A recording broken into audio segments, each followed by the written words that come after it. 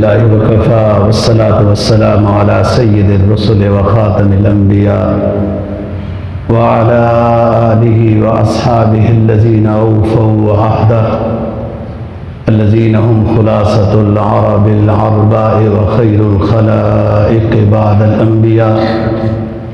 أما بعد فأعوذ بالله من الشيطان الرجيم. بسم الله الرحمن الرحيم. شهر رمضان الذي أنزل فيه القرآن هدى للناس وبينات من الهدى والفرقان. قال النبي صلى الله عليه وسلم: من قرأ حرفا من كتاب الله تعالى فله به حسنة والحسنة بعشر أمثالها ولا أقول ألف لام ميم حرف بل أقول ألف حرف ولام حرف وميم حرف. صدق الله العظيم وصدق رسوله النبي الكريم ونحن على ذلك لمن الشاهدين والشاكرين الحمد للہ رب العالمین. دوسرا پارہ سورہ بقرہ کی ایک آیت کریمہ کا حصہ تلاوت کیا ہے اور جناب نبی پاک صلی اللہ علیہ وسلم کا ایک فرمان تلاوت کیا ہے جس کو امام ترمذی نے روایت کیا ہے. قرآن مجید کی آیت کا مفہوم یہ ہے، اللہ تعالیٰ فرماتے ہیں شہر رمضان الذی انزل فیہ القرآن. رمضان کا وہ مہینہ ہے کہ جس کے اندر قرآن مجید کو نازل کیا گیا ہے. ہدی للناس وبینات من الہدی، لوگوں کے لیے رہنمائی کرتا ہے یہ قرآن اور واضح دلائل اور براہین ہیں اس قرآن مجید میں. حق و باطل کے درمیان فرق کرتا ہے. فمن شہد منکم الشہر فلیصمہ، جس کو عاقل بالغ ہونے کے ساتھ رمضان کا مہینہ نصیب ہوا اس کے ذمہ روزے ضروری ہے. من شہد منکم الشہر فلیصم ومن کان مریضا او علی سفر فعدۃ من ایام اخر. جو شخص بیمار ہو جاتا ہے رمضان میں یا اس کو سفر درپیش آ جاتا ہے اور وہ روزے نہیں رکھ سکتا تو جتنے روزے اس مجبوری کی وجہ سے نہیں رکھ سکے گا فعدۃ من ایام اخر، اتنے دن گنتی کر کے قضا کرے. یرید اللہ بکم اليسر ولا یرید بکم العسر، اللہ تعالیٰ تمہارے لیے آسانی کر رہا ہے، مشقت میں نہیں ڈال رہا. یوں نہیں فرمایا کہ بیمار بھی ہو تو تب بھی روزے رکھو، سفر میں بھی ہو تب بھی لازمی ہے روزے. نہیں، آپ کو رخصت دی ہے. بیماری کی حالت میں روزے نہیں رکھ سکتے ہو تو قضا کر لو صحت کے زمانے میں، اور سفر میں روزے رہ گئے تو بھی بعد میں قضا کر لیں. فعدۃ من ایام اخر، بیماری یا سفر کی وجہ سے جو فرض روزے نہیں رکھے بعد میں وہ قضا کر لے گا تو اس کو اسی درجے میں رمضان کی فضیلت حاصل ہو جائے گی. یرید اللہ بکم اليسر ولا یرید بکم العسر، اللہ تعالیٰ آسانی پیدا کرتا ہے، مشقت میں نہیں ڈالتا. وَلِتُكَبِّرُوا اللَّهَ عَلَى مَا هَدَاكُمْ، اور اللہ تعالیٰ کی بڑائی بیان کرو، حمد بیان کرو اس بات پر کہ اللہ نے تمہیں دین کی رہنمائی کی ہے. وَلِتُكَبِّرُوا اللَّهَ عَلَى مَا هَدَاكُمْ، اور اللہ کا شکر بجا لاؤ کہ اللہ نے تمہیں ایمان والا بنایا، پھر صحت اور عافیت بخشی، رمضان کا مہینہ نصیب ہوا، اور اس پر شکر کہ پھر تمہیں روزے رکھنے کی توفیق ہو گئی ہے. جو حدیث پاک تلاوت کی ہے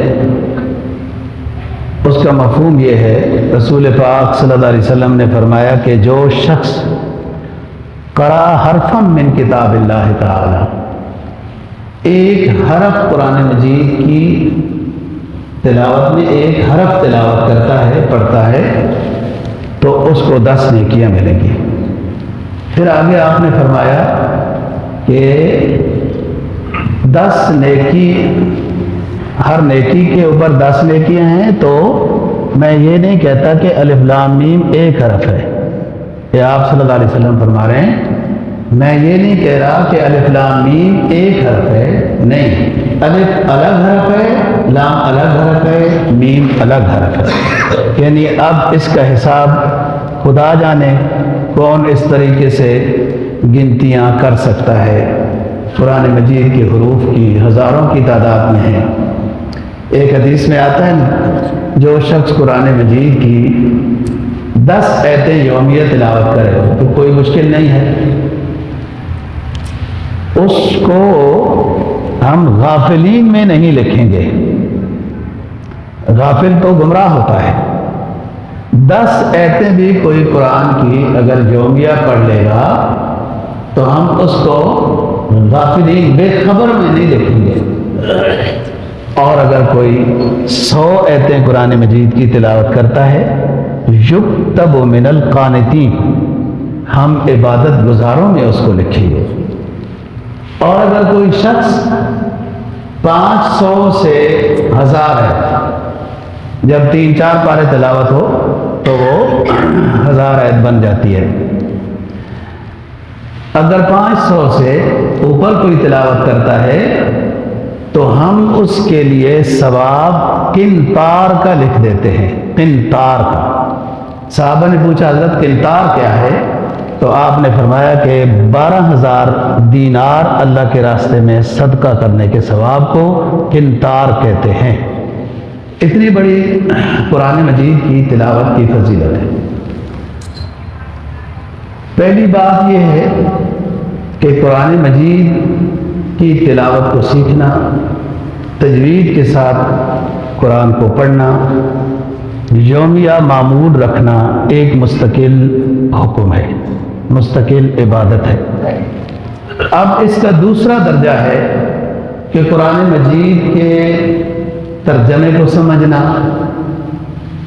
اس کے شان نزول کو سمجھنا، اس کی تفسیر کو سمجھنا، کس تاریخ میں نازل ہوئی ہے یہ سورت، کیا واقعہ پیش آیا تھا، اس میں ہمیں کیا بتایا گیا. یہ قرآن مجید کے معانی ہیں، تفاسیر ہیں، شان نزول ہیں. پھر اس میں علم قرات بھی داخل ہے، جو کس قاری کے لحاظ سے آپ پڑھ رہے ہیں وغیرہ. یہ دوسرا درجہ ہے.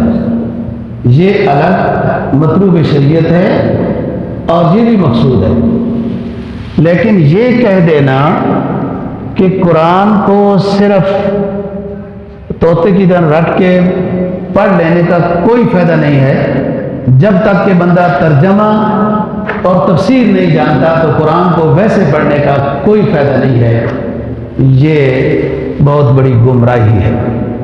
لوگ قرآن سے دور کرنے کے لیے یہ اس طرح کے میٹھے میٹھے جملے بولتے ہیں کہ قرآن کہتا کیا ہے جناب، اس کو سمجھنا چاہیے، ویسے پڑھنے کا کیا فائدہ ہے. یہ خلاف قرآن بات کر رہے ہیں. یہ بھی ایک اسلام سے دور کرنے کا جملہ ہے. اور یہ نعرہ بھی قرب قیامت میں لگے گا، اب بھی لگتا رہتا ہے کہ حسبنا کتاب اللہ، ہمارے لیے اللہ کی کتاب کافی ہے، اور ہم نے کیا ضرورت ہے، اور ہمیں کس چیز کی ضرورت ہے. اب کتنا پیارا جملہ ہے. نفس الامر میں اس پیارے سے جملے میں وہ انکار حدیث کر رہے ہیں. حسبنا کتاب اللہ، ہمارے لیے اللہ کی کتاب کافی ہے. اب کون ایسا بندہ ہے جو یہ کہے کہ اللہ کی کتاب کافی نہیں ہے؟ حدیث سے دور کرنے کے لیے یہ جملہ بولا جاتا ہے. جب ان کی مرضی ہوتی ہے، یہ منکرین حدیث کی، انہیں اپنے نظریے کے مطابق کوئی حدیث اپنے نظریے کے مطابق مل رہی ہے نا، اس حدیث کو بیان کرتے ہیں. اور جو اپنے نظریے کے مطابق حدیث نہیں مل رہی انکار کرتے ہیں.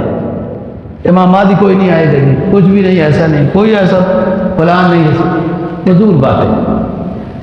تو جس طریقے سے ایک فرقہ یہ نعرہ لگاتا ہے حسبنا کتاب اللہ،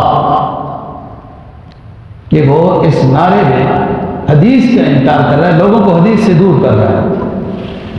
اسی طریقے سے وہ فرقہ یہ نعرہ بھی لگاتا ہے کہ تلاوت کرنے کا کیا فائدہ ہے جی، صرف معانی سمجھنے چاہیے، مضامین سمجھنے چاہیے۔ کون کہتا ہے کہ مضامین نہ سمجھو؟ ابھی ہم نے قرآن کی آیتیں پڑھی، اس میں یہ ذکر ہوا کہ قرآن رمضان میں نازل ہوا، اس میں یہ ذکر ہوا کہ روزے تم پر فرض ہیں، اس آیت میں یہ ذکر ہوا کہ مریض کے لیے اور مسافر کے لیے رخصت ہے، بعد میں قضا کر لے۔ یہ سارے قرآن میں احکام ہیں، مسائل ہیں، یہ بھی پڑھنے ہیں۔ لیکن یہ کہنا کہ جب تک مضامین نہیں پڑھے جاتے تو صرف تلاوت کا کیا فائدہ، یہ قرآن اور اسلام کے خلاف بات کرتا ہے۔ اب دیکھو، نبی پاک صلی اللہ علیہ وسلم کو جب پیغمبر بنایا گیا تو آپ کو 4 منصب بتائے گئے کہ آپ کے یہ 4 کام ہیں۔ لَقَدْ مَنَّ اللَّهُ عَلَى الْمُؤْمِنِينَ إِذْ بَعَثَ فِيهِمْ رَسُولًا مِّنْ أَنفُسِهِمْ يَتْلُو عَلَيْهِمْ آيَاتِهِ وَيُزَكِّيهِمْ وَيُعَلِّمُهُمُ الْكِتَابَ وَالْحِكْمَةَ وَإِنْ كَانُوا مِنْ قَبْلُ لَفِي ضَلَالٍ مُبِينٍ۔ اس سے پہلے لوگ گمراہ تھے، ہم نے پیغمبر بھیجا، اس پر کتاب نازل کی اور یہ فرمایا کہ اس کتاب کی تلاوت کرو۔ یتلو علیہ، یہ پہلا منصب ہے۔ پھر اس کے بعد وَيُزَكِّيهِمْ، لوگوں کے قلوب کو پاک کرو۔ تیسری بات وَالْكِتَابَ، اب کتاب کی تعلیم دے۔ تعلیم معانی اور مضامین کے سمجھنے کا نام ہے۔ تلاوت صرف قرآن مجید کی تلاوت کرنا ہے، جیسے نماز میں کی جاتی ہے ویسے عام صبح شام کرتا ہے، وہ تلاوت ہوتی ہے۔ تلا یتلو کا معنی ہوتا ہے پیچھے چلتے جاؤ، اور تعلیم کا معنی ہوتا ہے سیکھنا۔ تعلیم ہے مضامین و مفاہیم کو سمجھنا، اور تلاوت ہے کہ مطلق قرآن مجید کی تلاوت کو کرنا۔ یہ 4 الگ الگ ہیں اور واو کے ساتھ بیان ہوئے ہیں کہ پیغمبر یتلو علیہم آیاتہ، لوگوں کو قرآن کی تلاوت کر کے دکھائے گا۔ وَيُزَكِّيهِمْ، اور دوسرا کام ہے کہ تزکیہ نفس کرے گا، قرآن کی برکت سے تزکیہ نفس ہوتا ہے۔ اور تیسری چیز وَيُعَلِّمُهُمُ الْكِتَابَ، پھر لوگوں کو جب بیس بن جائے گی نا، مٹی ہموار ہو گئی، اب کھیتی لگائی جائے گی۔ وَيُعَلِّمُهُمُ الْكِتَابَ، قلوب صاف ہو گئے، اب تلاوت آ گئی، بنیادی چیز ہے، پہلے تلاوت آنا۔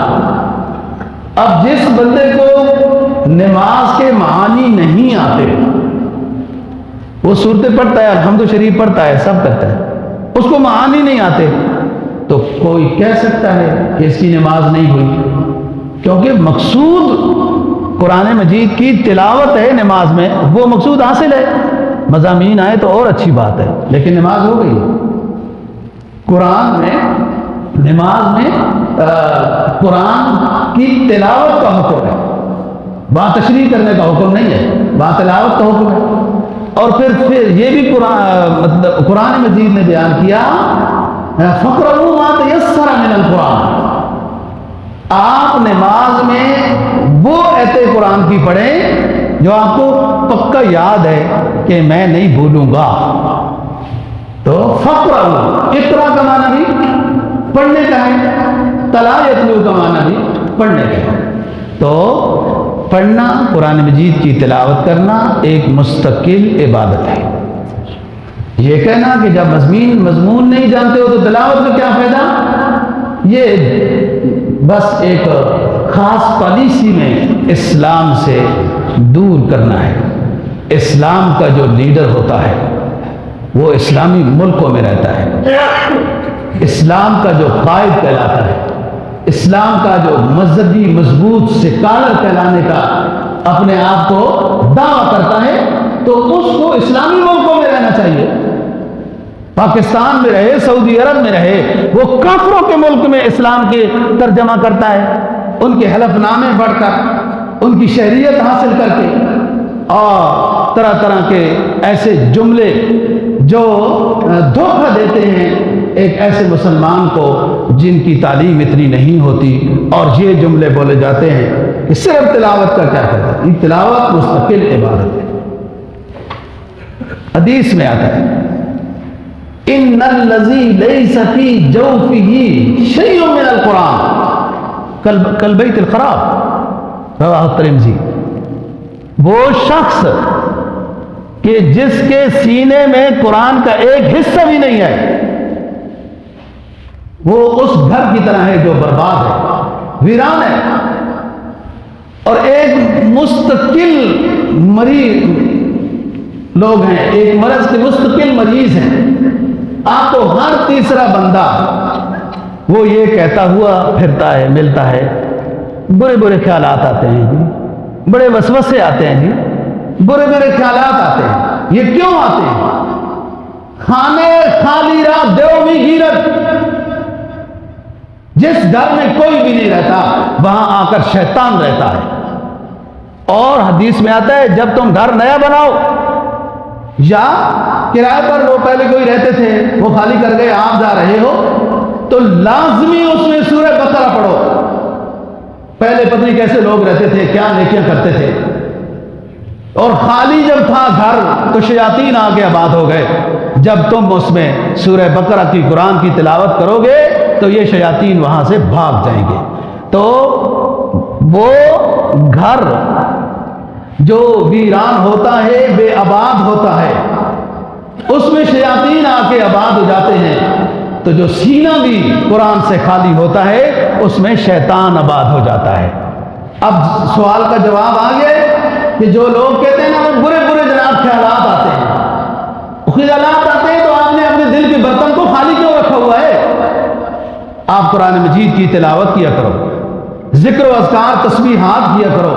جب دل نور سے بھر جائے گا، وہ اس میں خالی کمرہ ہی کوئی نہیں ہے، تو شیطان کیسے آ کے آباد ہوگا اور وسوسے آپ کو کیسے ڈالے گا؟ شیطانی وسوسے کا آنا دل کی دنیا کا ویران ہونا ہے، اور تلاوت کا اس میں معمول نہیں ہوتا۔ کچھ دوائیاں ہوتی ہیں نا صبح شام کھانی ہوتی ہیں، اور اکثر دوائیاں ایسی ڈاکٹر کہتے ہیں، ڈاکٹروں کو بھی پتہ ہوتا ہے نازک سا مریض ہے، دن کو اگر دوائی کہوں کہ پتہ نہیں کھائے گا نہیں سکتا گا، ادھر ادھر دفتروں میں مصروف ہوتا ہے نا جی، صبح شام دوائی کا، وہ صبح کھاتے ہیں دوائی تو شام کو پھر کیوں کھاتے ہیں؟ دوائی تو کھا لی ہے نا، وہ صبح کی دوائی کا شام تک اثر ہوتا ہے، شام کی دوائی جب کھائیں گے نا جی پھر صبح تک اثر ہوگا۔ صبح جب ذکر و اذکار تسبیحات کریں گے سارا دن اس کا اثر ہوگا، جب شام کو تسبیحات اور ذکر و اذکار نماز ہوگی تو صبح تک اثر ہوگا۔ آپ کا دل ویران نہیں ہے، آپ کا سینہ خالی نہیں ہے، اللہ رسول کے ساتھ ان کے نغموں کے ساتھ ہر وقت مصروف رہتا ہے، تو کوئی شیطان نہیں آئے گا، نہ کوئی وسوسہ آئے گا۔ ہم موقع دیتے ہیں شیطان کو اپنے اندر آنے کا، تو پھر وہ وسوسے بھی ڈالتا ہے۔ فرمایا جو شخص بے سکون ہے، ایسے دل نہیں لگتا، کئی دفعہ انسان کا نظام منقبض ہوتا ہے، بند بند سا، سب کچھ ہے، گاڑیاں ماڑیاں بھی، مکان بھی، اور بڑے سے کاروبار بھی، لیکن ایسا سکون نہیں ہے۔ اس کا حل کیا ہے؟ باوضو ہو جاؤ، مسواک کرو، اچھی طرح باوضو ہو جاؤ، خوشبو لگاؤ، قرآن مجید کی تلاوت کرو، یہ سکون دے گا ظاہری جسم کو بھی، روحانیت کو بھی۔ یا ایھا الناس قد جاءتکم موعظۃ من ربکم وشفاء لما فی الصدور ورحمۃ للمؤمنین۔ لوگوں سنو، ہم نے جو اپنے آخری حبیب پر کتاب نازل کی ہے، موعظۃ من ربکم، یہ نصیحت بری کتاب ہے، وشفاء لما فی الصدور، تمام بیماریوں کے لیے شفا ہے، ظاہری شفا بھی ہے، روحانی شفا بھی ہے، کہ انسان کے ایمان میں کوئی گڑبڑ داخل ہو جائے تو اس سے بھی شفا ہے، جسمانی شفا بھی ہے۔ اور دوسری جگہ پہ فرمایا وَنَزِّلُ مِنَ الْقُرْآنِ مَا هُوَ شِفَاءٌ، ہم نے جو کچھ قرآن میں نازل کیا وہ شفا ہی شفا ہے، ظاہری ہدایات کے لحاظ سے شفا ہے، ایمان بنانے کے لحاظ سے شفا ہے، نماز روزہ نیکیاں بجا لانے کے لحاظ سے ہدایات دے رہا ہے، اور جب اس کے ساتھ رشتہ صحیح ہوگا روحانیت بھی پرسکون ہوگی، نظام بھی سارا صحیح ہوگا۔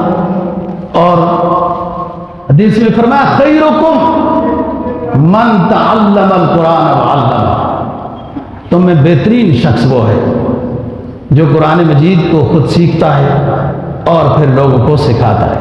قرآن تو اسی طریقے سے بلوز خدمتگاری کی شکل میں یہاں تک پہنچتا رہا، حکومتوں نے حوصلے افزائی نہیں کی، اور کہاں کی بھی ہے تو وہاں کچھ اور ہی در پردہ مسائل ہوتے ہیں۔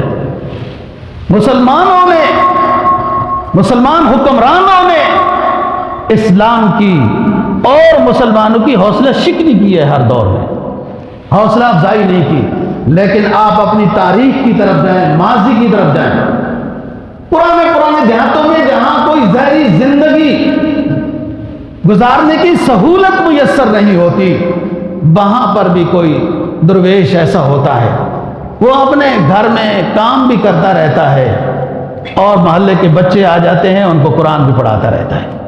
اس طرح قرآن کی خدمت ہوئی تو فرمایا تم میں سے بہترین شخص وہ ہے خیرکم من تعلم القرآن وعلمہ۔ اور بربادی کی وجہ یہی ہے، قرآن سے دوری بربادی کی وجہ ہے، ظاہری لحاظ سے بھی اور دل کی دنیا کے لحاظ سے بھی۔ ظاہری نعمتیں بھی اللہ پاک نے قرآن کے ساتھ متعلق کی ہیں، قرآن کے ساتھ جو رشتے ہوئے خیر القرون میں تو کیا عروج پایا انہوں نے۔ اور اگلی بات کیا فرمائی؟ الماہر بالقرآن مع السفرۃ الکرام البررہ والذی یقرأ القرآن ویتتعتع بہ فہو علیہ شاق لہ اجران۔ وہ شخص جس نے قرآن مجید میں مہارت حاصل کر لی ہے، بہت پیارا قرآن پڑھتا ہے، تجوید اچھی ہے، اس کی آواز اچھی ہو جاتی ہے۔ یہ جو قاری صاحبان کی، بعض علماء کی وغیرہ آواز بہت اچھی ہوتی ہے، وہ کچھ خدا کی داد ہے اور اپنی اس میں صلاحیت اور مشق کا عمل دخل ہوتا ہے۔ ہم تو پہلے سے ہی ہار مان بیٹھتے ہیں، وہ جی نہیں ہم نہیں کر سکتے، ہم تو اب بڑے ہو گئے۔ سارے صحابہ چھوٹے بچے نہیں تھے جب نبی نے رسالت کا اعلان کیا، اس میں بڑے بڑے حضرات بھی تھے، اور پھر قرآن اس بڑی عمر میں سیکھا اور پڑھا، اور قاری القرآن کہلائے جو بہترین انداز میں قرآن پڑھتا ہے اور صحیح اس کا حق ادا کرتا ہے۔ تو فرمایا کہ اس کا شمار فرشتوں کے ساتھ ہوگا۔ الماہر بالقرآن مع السفرۃ الکرام البررہ، یہ ان فرشتوں کے ساتھ ہوگا اس کا شمار جو بڑے مبارک ہیں، معصوم مخلوق ہے۔ لا یعصون اللہ ما امرہم ویفعلون ما یؤمرون، وہ کبھی ذرہ برابر بھی اللہ کی نافرمانی سوچ ہی نہیں سکتے، ان میں یہ صلاحیت رکھی نہیں گئی نافرمانی کی۔ اتنی اونچی جماعت کے ساتھ شمار ہوگا جس نے قرآن کی تلاوت میں محنت کی ہے، اور لوگوں نے محنت کی ہے، کر کے دکھائے، پڑھاتے ہیں، پڑھتے ہیں۔ اور فرمایا بعض بندی کی زبان میں لکنت ہوتی ہے یا مشقت ہے، کچھ مسئلہ ہے، فرمایا والذی یقرأ القرآن ویتتعتع بہ، ایک شخص قرآن پڑھتا ہے اور اس کی زبان میں لکنت ہے، وہ لگا رہتا ہے، محنت کرتا رہتا ہے۔ فرمایا ہم دوسرے کو جس کی زبان میں لکنت نہیں ہے 1 اجر دیں گے، لکنت والے کو 2 اجر عطا کریں گے، کہ باوجود اس کے کہ اس کو مشقت پریشانی ہوتی ہے، لیکن ہماری کتاب کے ساتھ اس کا پھر بھی رشتہ ہے، تعلق ہے۔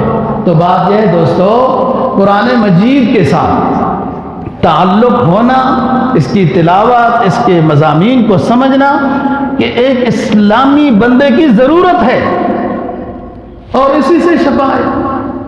قرآن مجید 4 بڑے معجزوں میں سے ایک معجزہ ہے، 4 بڑے معجزوں میں سے ایک معراج، ایک ختم نبوت، ایک حضرات صحابہ کی جماعت، اور چوتھا معجزہ بڑا قرآن مجید ہے۔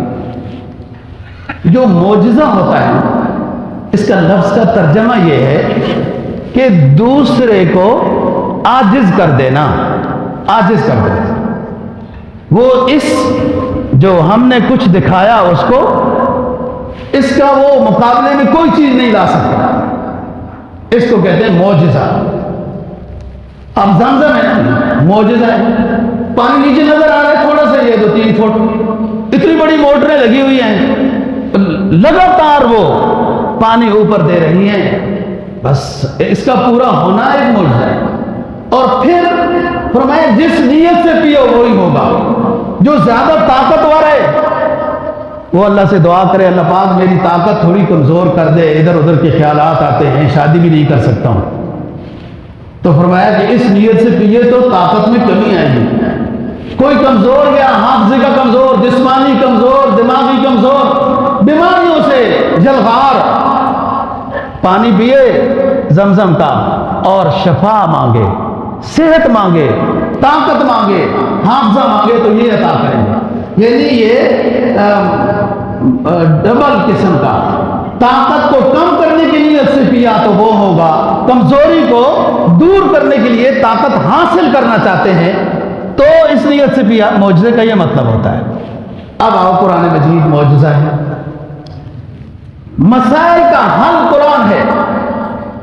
اور گھر میں 4-5 بچے ہوتے ہیں، کتنی پریشانی ہوتی ہے جی، رزق کمانے کا، فلان کا، آج کل تو 5 ہو تو 5 کمائی کریں تو تب جا کے کچھ مسئلہ ہوگا، ایک تو کمائی کرے گا تو صرف ایک بل ہی دے گا بجلی کا یا گیس کا، باقی روئیں گے۔ مدرسے اتنے بڑے بڑے ہیں، کوئی ان کی فیسیں نہیں ہوتی، صبح دوپہر شام کھانے پکتے ہیں وغیرہ، کیا مسئلہ ہے؟ قرآن کی برکت سے اتتہ الدنیا وہی راغمہ، دنیا آتی ہے جو اللہ کے ساتھ رشتہ لگا کے بیٹھے ہیں، ناک رگڑ کر آتی ہے کہ یہ اللہ کے مہمان ہیں، اللہ کی کتاب پڑھ رہے ہیں، رزق کا انتظام ہے۔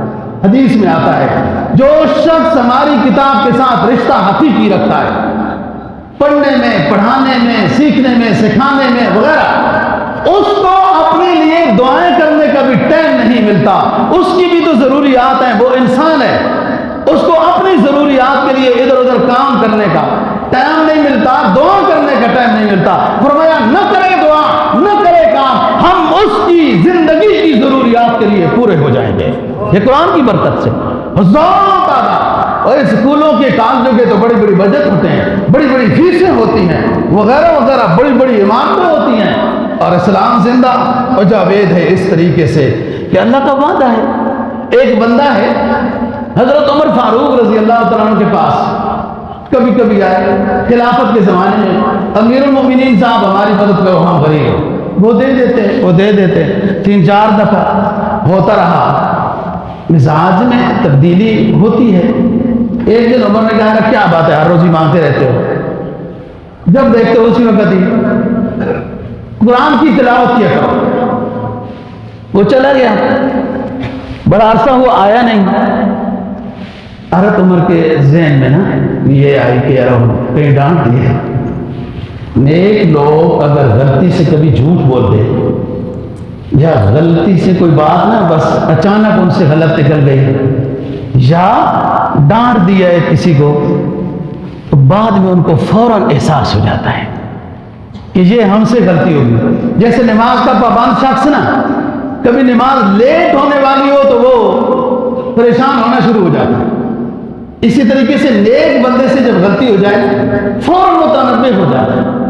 صحابہ کی تو بہت اونچی شان ہے، بعضوں کو نظر نہ آئے تو اپنی آنکھوں کا علاج کرائیں، دل کا علاج کرائیں۔ صحابہ اہل بیت اونچی چیز ہے، انہی کے ذریعے سے تو ہم تک اسلام پہنچا، ان کی قربانیوں سے تو یہ شمع روشن ہے۔ اسلام کا شجر طیبہ پانی نہیں چاہتا، وہ خون شہادت کے ساتھ پھلاور ہوتا ہے، ان کی خون شہادت سے اسلام ہم تک پہنچا ہے، پوری دنیا میں ان حضرات نے اسلام پھیلایا ہے۔ تو بات یہ ہے کہ ملاقات ہو گئی حضرت عمر کے ساتھ اس درویش صاحب کی، عمر نے بلایا، آج کل آپ آتے نہیں ہو، کہا حضرت صاحب آپ نے ایک دن فرمایا تھا کہ قرآن کی تلاوت کیا کرو، تمام مسائل کا حل قرآن کی تلاوت میں ہے۔ میں نے پابندی سے قرآن کی تلاوت جب شروع کر دی، اللہ پاک نے میری غربت کو ختم کر دیا ہے، اس لیے میں آپ کے پاس نہیں آتا۔ تو بات یہ ہے کہ خزانے ہمارے پاس جنہیں بہرحال تو ڈھونڈتا ہے، وہ کہیں اور جا کے ڈھونڈ رہا ہے، حقیقت کہیں اور ہے جس کی وجہ سے ناکامی ہو رہی ہے۔ حدیث میں جناب نبی پاک صلی اللہ علیہ وسلم کا فرمان، الجاہر بالقرآن کالجاہر بالصدقہ والمسر بالقرآن کالمسر بالصدقہ۔ جو شخص قرآن مجید کی تلاوت اونچی آواز سے کرتا ہے وہ ایسا ہی ہے کہ جیسے اعلانیہ صدقہ دے رہا ہے، اعلانیہ خیرات دے رہا ہے۔ بعض دفعہ اعلانیہ صدقہ دینا بھی مطلوب شریعت ہوتا ہے۔ یہ ادھر ادھر جڑے چپ کر کے نیچے بیٹھے ہیں، چندے کا بکسے والا آگے جا رہا ہے، اور خدا کے بندے 20 روپے بھی نہیں لا سکتے ہو، لائٹوں میں بیٹھے ہو، قلیلوں میں بیٹھے ہو، ٹوٹیاں کھولتے ہو، پانی چلاتے ہو، سارا خرچہ مسجد کا کرتے ہیں، اتنے غریب آ گئے ہو کہ 100 روپے بھی نہیں چلے دے سکتے، آگے سے بکسا جا رہا ہے، آپ کا بھی تماشا دے، میں پھر آپ کو یوں کر دیتا ہوں کہ یہ بھی تو عزت نفس ہے۔ وہ بھی جو بیٹھے ہیں وہ بھی یوں نیچے کر لیتے، یوں نیچے کر لیتے تاکہ چندے کے بکسا گزر جائے، تو پھر اس کے بعد اوپر دیکھ لیتے، اوپر دیکھ لیتے۔ اس طریقے سے نہیں صحیح، ہر جگہ میں اپنا اپنا حق حقوق ہوتا ہے، اور اس کا سوال جواب کے مطابق تو بات کر رہا تھا کہ نبی پاک صلی اللہ علیہ وسلم نے فرمایا الجاہر بالقرآن کالجاہر بالصدقہ۔ کبھی صدقہ اعلانیہ کرنا بھی ضرورت ہے، شریعت ہوتی ہے۔ کیوں؟ اس نیت سے لوگوں کے سامنے 100 روپے ڈال رہا ہوں تاکہ دوسروں کو بھی ترغیب ہو جائے کہ اس میں بھی حصہ ملانا ہے۔ آپ صلی اللہ علیہ وسلم نے غزوات کے لیے، مسجد کی ضرورت اور تعمیر کے لیے چادر بچھائی، اپنی چادر بچھائی، وزیر خزانہ ساتھ بٹھایا۔ وزیر خزانہ کون ہوتا ہے پتہ ہے؟ حضرت بلال رضی اللہ تعالیٰ عنہ آپ کے منشی تھے، وزیر خزانہ۔ جب زیادہ مال ہو گیا تو پھر تو اس کے لیے ایک علیحدہ جگہ بنائی گئی اور وہاں بیت المال کا سامان جمع کیا جاتا تھا۔ اعلانیہ صدقہ اس نیت سے دیا جائے، فی سبیل اللہ اس لیے دیا جائے کہ دوسرے ساتھی جو دیکھیں ان کو بھی ترغیب ہو جائے۔ یہی بات قرآن مجید کی تلاوت کی ہے کہ جب کسی کو تکلیف نہیں ہے، کوئی نماز نہیں پڑھ رہا، کوئی سو نہیں رہا، تو آپ تھوڑی اونچی آواز کے ساتھ تلاوت کریں کہ جو ادھر ادھر سن رہے ہیں ان کے اوپر بھی اثر آ جائے۔ اثر تب آتا ہے جب کان کے ذریعے سے دل میں بات جاتی ہے۔ اور فرمایا السر بالقرآن کالسر بالصدقہ۔ بعض دفعہ ضرورت ہوتی ہے، مجبوری ہوتی ہے، کوئی نماز پڑھ رہا ہے، کوئی سو رہا ہے، تو پھر آہستہ دل دل میں قرآن مجید کی تلاوت کرے۔ یہ اسی طریقے سے ہے جیسے کہ خفیہ صدقہ کرنا، اور خفیہ صدقہ بھی مطلوب شریعت ہے، موقع موقع کی بات ہے۔ اب ایک شخص کی آپ خدمت کرنا چاہتے ہیں، ایک شخص کی خدمت کرنا چاہتے ہیں، وہ غریب ہے، آپ اچھی طریقے سے اس کی تحقیق کر چکے ہیں، غریب ہو یا امیر ہو عزت تو ہر کسی کی ہے۔ ہم اگر اس کو یہ کہہ دیں گے کہ یہ زکوٰۃ ہے یار، اور لوگوں کے سامنے آپ کی خدمت کر رہے ہیں، تو ہو سکتا ہے وہ شرمندہ ہو۔ ایسی صورت میں جب شخصی خدمت کسی کی کر رہے ہیں تو خفیہ دیں، اور اس کو یہ آپ کی خدمت ہے، بس آپ کا ہدیہ ہے، جو آپ کی نیت ہے وہ ہے، خفیہ دیں، تاکہ اس کی اسلام نے عزت کا اتنا خیال کیا ہے، عزت کا اتنا خیال کیا ہے کہ آپ اس کی خدمت کر رہے ہیں، وہ محتاج ہے، اس کے باوجود بھی اس کی عزت کا خیال رکھیں، وہ شرمندہ نہ ہو۔ فرمایا نا پڑوسی کا خیال رکھو، پڑوسی کا خیال رکھو، فروٹ شروٹ لائے کچھ ہوا، پڑوسی کا خیال کرو۔ اور آپ صلی اللہ علیہ وسلم نے جو طریقہ بھی بتایا کہ سالن گوشت والا بنایا نا جی، پانی زیادہ ڈال دو تو زیادہ بن جائے گا سالن، تھوڑا سا شوربہ اور ایک بوٹی پڑوسی کو بھی دے دو، تو پڑوسی کا خیال رکھا۔ لیکن فرمایا کہ پھل فروٹ لائے، آپ نہیں خیال سب کر رہے، خود ہی کمزور ہیں، تو فرمایا اس کے راستے میں چھلکے نہ گرانا۔ اس کے بچے وہ فروٹوں کے چھلکے دیکھ کر افسوس کریں گے کہ ہمارے پاس تو کوئی شے نہیں ہے، ہم تو کوئی فروٹ نہیں کھا سکتے، پڑوسی تو بڑے فروٹ کھاتے ہیں۔ اس حالت دیکھیں آپ، عزت کا خیال رکھا ہے۔ قرآن مجید کی تلاوت بڑی اونچی دولت ہے، اور نبی پاک صلی اللہ علیہ وسلم سے حضرات صحابہ جیسے نئی صورت نازل ہوتی تو سبق حاصل کرتے پھر خوش ہو جاتے کہ ماشاءاللہ ہمارا پہلے 10 صورتوں پر ایمان تھا، آج ایک اور صورت نازل ہو گئی، اس کی تلاوت بھی سیکھ رہے ہیں، ایمانوں میں اضافہ کر رہے ہیں۔ فرمایا وَإِذَا تُلِيَتْ عَلَيْهِمْ آيَاتُهُ زَادَتْهُمْ ایمانا،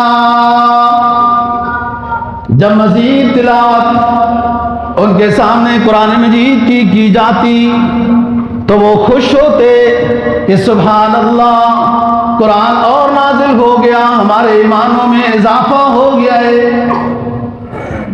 فرمایا لا حسد الا علی اثنین رجل آتاہ اللہ القرآن وهو يقوم به آناء الليل وآناء النهار ورجل آتاہ اللہ مالا فهو ينفق في سبيل الله آناء الليل وآناء النهار۔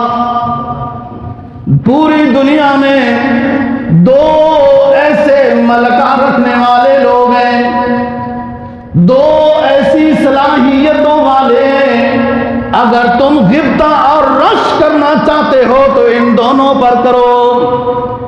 ایک وہ شخص ہے جس پر غبطہ اور رشک کرنا ہمیں بڑا پسند ہے، وہ یہ ہے کہ جو قرآن مجید پڑھا ہوا ہے، وہ رات کی تنہائیوں میں دن کے اجالے میں اللہ کی تلاوت میں مصروف عمل رہتا ہے، کبھی خود قیام میں اللہ کی کتاب کی تلاوت کرتا ہوا نظر آتا ہے، کبھی دوسروں کو اللہ کی کتاب کی تعلیم دیتا ہوا نظر آتا ہے۔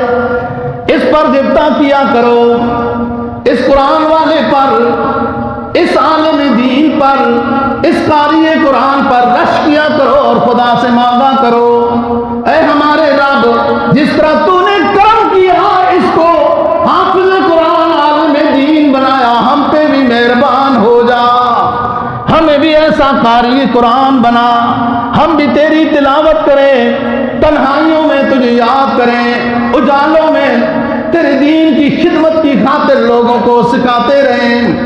اور ایک وہ شخص ہے جس کے پاس رزق حلال ہے اور اللہ کے شکر میں وہ لگا رہتا ہے، کبھی دن کو لوگوں کی خدمت کرتا ہے، کبھی رات کو غریبوں کی خدمت کرتا ہے، ایسے مالدار پر بھی غبطہ اور رشک کیا کرو کہ اللہ ہمیں بھی ایسا بنا دے، تیرے کمزور بندوں کا خدمت کرنے والا ہمیں بھی ایسا مالدار بنا دے۔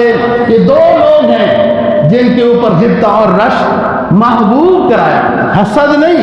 حسد یہ ہوتی ہے کہ اس کے پاس جو نعمتیں چھن جائے، ہمیں ملے یا نہ ملے، اس وقت دنیا ساری اسی سے بھری ہوئی ہے، الا ماشاء اللہ، الا ماشاء اللہ۔ حسد نہ کرو، اپنا نقصان ہے، کینہ نہ کرو، اپنا نقصان ہے، کسی سے بغض نہ رکھو، اس کا کچھ بھی نہیں، اپنا نقصان ہے، غیبت نہ کرو، اس کو ثواب ملے گا آپ کی غیبت کی برکت سے، اپنا نقصان ہے، توبت نہ لگاؤ، ثابت کرنا پڑے گا اللہ کے دربار میں، تو نہ ہوئے نہ ثابت کر سکے تو نیکیاں دینی پڑیں گی، جس کے اوپر آپ نے تہمت لگائی، بہت سارے گناہ ایسے ہیں فائدہ بھی کوئی نہیں ہے اور اپنا سرمایہ بھی لوٹتا جا رہا ہے، اپنا سرمایہ بھی لوٹتا جا رہا ہے۔ تو بات یہ ہے دوستو، خلاصہ کلام کیا ہوا کہ قرآن مجید کے ساتھ انسان کا رشتہ لازمی رشتہ ہے، اس کے بغیر اس کا ایمان نہیں ہے۔ جتنا وہ قرآن سے دور ہوگا وسوسوں کی دنیا میں آئے گا، ضعف ایمان میں مبتلا ہوگا، ضعف ایمان میں مبتلا ہوگا، اور پھر جب ایمان کمزور ہو جاتا ہے تو ہر تھوڑی تھوڑی پریشانی اثر انداز ہوتی جاتی ہے اور ٹینشن کا مریض بناتی جاتی ہے۔ جب انسان کا ایمان مضبوط ہوتا ہے نا جی، ایمان مضبوط ہوتا ہے تو پھر پریشانی کو بھی وہ سمجھتا ہے رب کے امر کے بغیر نہیں آ سکتی، اور راحت پر وہ اتراتا بھی نہیں ہے، کوئی خوشی آئی نا جی، وہ تکبر بھی نہیں کرتا، اتراتا بھی نہیں ہے، اکڑتا بھی نہیں ہے، اس لیے کہ وہ سمجھتا ہے میرے اللہ کا فضل ہے، میرا کوئی کمال نہیں ہے۔ ایمان کا یہی خلاصہ ہے، عجبا لامر المؤمن، دونوں صورتوں میں، تکلیف میں صبر، راحت میں شکر، دونوں حالتوں میں وہ نیکیوں کو حاصل کر رہا ہے۔ ادھر آئیے جناب، قرآن مجید کیا کہتا ہے؟ فرمایا الذین آتیناہم الکتاب یتلونہ حق تلاوتہ اولئک یؤمنون بہ ومن یکفر بہ فاولئک هم الخاسرون۔ کچھ لوگ ایسے قرآن مجید کی تلاوت کا حق ادا کرتے ہیں، ہفتہ وار قرآن مجید کا ختم ہو رہا ہے، ماہنوار وہ قرآن کی تلاوت کا ختم کر رہے ہیں اور تلاوت کا حق ادا کرتے ہیں، تجوید کے لحاظ سے، آداب کے لحاظ سے، تلاوت کرنا، مفاہیم و مضامین سمجھنا، اس پر عمل کرنا اور اپنی صلاحیت اور توفیق کے مطابق دوسروں کی رہبری کرنا، یہ حق کا تلاوت ہی ہے۔ صرف یہ مقصد نہیں جو آج ہم مولویوں نے بنا لیا ہے، سکھا رہے ہیں، تاکوں میں سجایا جاتا ہوں، قرآن اپنا شکوہ پیش کر رہا ہے، تاکوں میں الماریوں میں سجایا جاتا ہوں، آنکھوں پہ لگایا جاتا ہوں، تعویذ بنایا جاتا ہوں، دھو دھو کے پلایا جاتا ہوں، یہ بھی شفا ہے، آنکھوں میں بھی لگاؤ، چومو قرآن کو، ادب کرو، لیکن صرف تعویذ بنانے کے لیے قرآن نہیں آیا، یہ تو انسان کی زندگی کو بدلنے آیا، درس و تدریس کی دعوت دینے آیا، کائنات کے سب سے بڑے انسان کو معلم کائنات بنا کر بھیجا۔ حدیث کہتی ہے مجتمع قوم من بیت فی بیوت اللہ تعالی یتلون کتاب اللہ ویتدارسونہ بینہم الا نزلت علیہم السکینہ وغشیتہم الرحمہ وحفتہم الملائکہ وذکر اللہ تعالی فی من عندہ۔ ایک جماعت ایسی مبارک جماعت ہے جو اللہ رسول کو بہت پسند ہے، جمع ہو گئی، تلاوت کرنے میں مصروف ہو گئی، پھر دوسروں کو مسئلے مسائل سمجھانے میں لگ گئے، یتدارسون بینہم، ایک دوسرے کو درس و تدریس دے رہے ہیں۔ یہ قرآن عقیدہ توحید بیان کر رہا ہے، یہ قرآن عقیدہ رسالت بیان کر رہا ہے، یہ قرآن عقیدہ آخرت بیان کر رہا ہے، یہ قرآن معاشرت بیان کر رہا ہے، سود خوری سے بچنا بتا رہا ہے، یہ قرآن جھوٹ بولنے سے روک رہا ہے، یہ قرآن فلاں اچھی بات بتا رہا ہے، گندی بات سے روک رہا ہے۔ یتدارسون بینہم، بیٹھی ہے ایک جماعت اللہ کے گھروں میں، کسی گھر میں، یعنی مسجد خدا میں بیٹھے ہیں، قرآن کی تلاوت کر رہے ہیں، ایک دوسرے کو مضامین مفاہیم بھی سمجھا رہے ہیں۔ اللہ رب العزت کی طرف سے ایسی جماعت پر 4 انعام اترتے ہیں۔ فرمایا سب سے پہلے تو ہم اس کے دل میں آ جاتے ہیں، سکینت نازل کر دیتے ہیں، پھر اس پر رحمت کی چھتری اوڑھ لیتے ہیں، اور پھر اس کے بعد فرشتوں کو بھیجتے ہیں، جاؤ فرشتوں، ہم نے جب تم سے مشورہ لیا تھا کہ ہم ایک انسان بنانے والے ہیں، تم نے مشورہ دیا، اے رب انسان کو کیوں بناتے ہو، یہ تو آپس میں جھگڑا کرتے رہیں گے، خون ریزیاں کریں گے، جاؤ فرشتوں فلانے مقام پہ پہنچ جاؤ، میرے ایک بندوں کی جماعت وہاں بیٹھی ہے، میرے ذکر و اذکار میں، میرے پیغمبر پر درود و سلام میں، میری کتاب کے سیکھنے سکھانے میں مصروف ہے، ان پر رحمت کے پروں سے اپنے ان کو آغوش میں لے لو۔ یہ تیسری صلاحیت اور نعمت ملی قرآن کے ساتھ رشتہ پکا رکھنے والوں کو۔ اور چوتھی کیا چیز ملی؟ فرمایا کہ ذکر اللہ تعالی فی من عندہ، اللہ فرشتوں کی جماعت کے سامنے فخریہ طور پر بیان کرتا ہے ان لوگوں کا جو اللہ رسول کی کتاب کے ساتھ رشتہ رکھتے ہیں وہ معزز تھے۔ علامہ مرحوم کیا کہہ گیا؟ وہ معزز تھے زمانے میں حامل قرآن ہو کر، آج ہم خوار ہوئے ہیں تارک قرآن ہو کر۔ اللہ دین کی سمجھ اور عمل کی توفیق نصیب فرمائے۔ وآخر دعوانا الحمدللہ۔